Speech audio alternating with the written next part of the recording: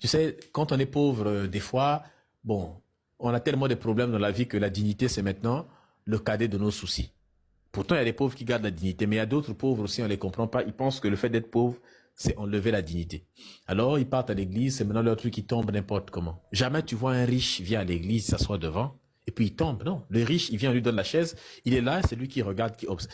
Parce que vous savez que les démons respectent l'argent quand même. Cherchez l'argent, hein, parce que les démons ont quand même une forme de respect envers l'argent. C'est rare de voir un démon venir posséder un riche jusqu'à le faire tomber devant les gens. Non.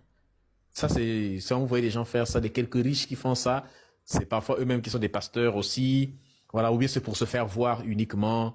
Mais sinon, les vrais riches, quand ils sont là, non, non, non, jamais, jamais ils sautent, ils font. Et c'est souvent dans les pays pauvres qu'on fait ça. C'est dans les pays de riches, les gens ne tombent pas. Les gens ne tombent pas n'importe comment quand ils ont l'argent, tout ça. Non. Voilà. J'ai vu une église à Monaco, les gens ont en train de tomber comme ça là. Non, ils sont tous assis, ils écoutent, après ils se lèvent, ils rentrent dans la Lamborghini, ils rentrent à la maison. Et le diable ne possède que les pauvres. Hein? En Afrique, le diable, il est partout. Il possède toujours les Africains.